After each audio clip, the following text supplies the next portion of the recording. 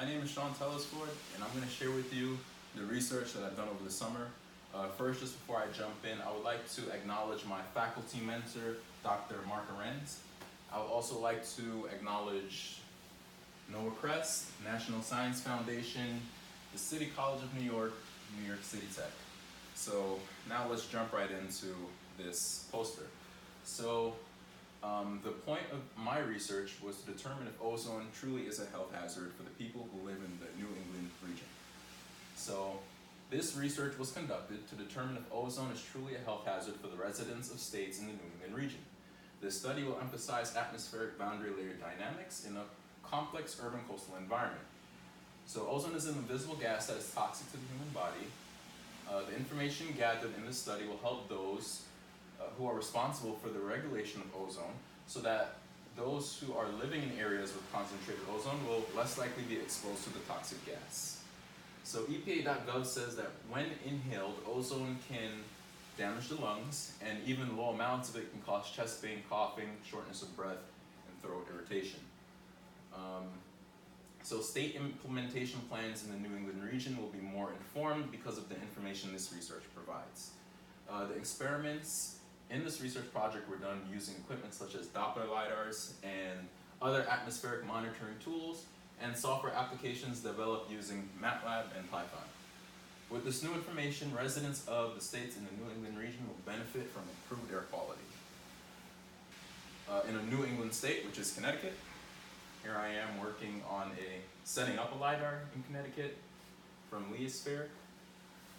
So what this lidar did was that it shot layers of beam into the atmosphere, it recorded the wind behavior, and I got that data, and then I was able to run it through some algorithms that were created on Python and MATLAB.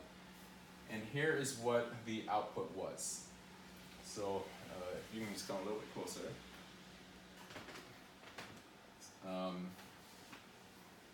As you can see here, the LiDAR brought back this data.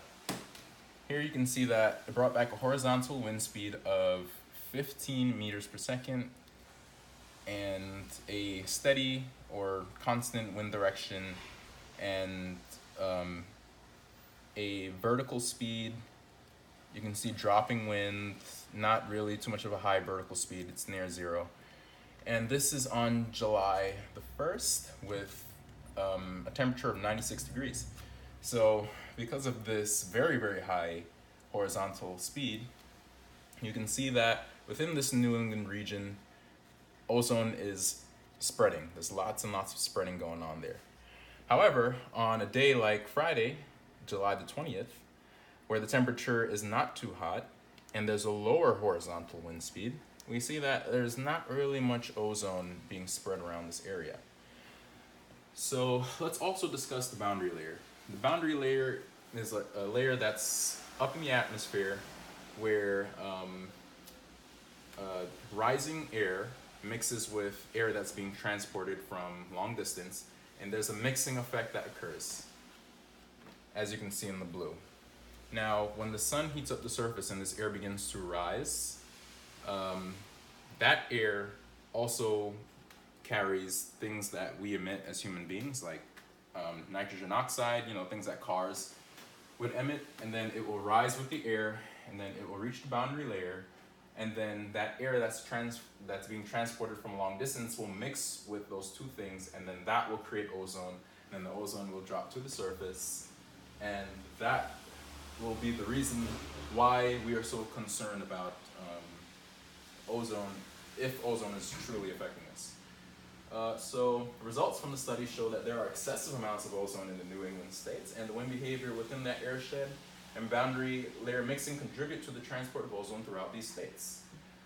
A high boundary layer occurs as a result of heat from the sun causing air to rise and apply pressure on the layer and thus force it upward. And last but not least, the transport of ozone doesn't just come from wind behavior within the airshed, but also from this mixing effect at the boundary layer. I do hope that you enjoyed this presentation. Thank you very much.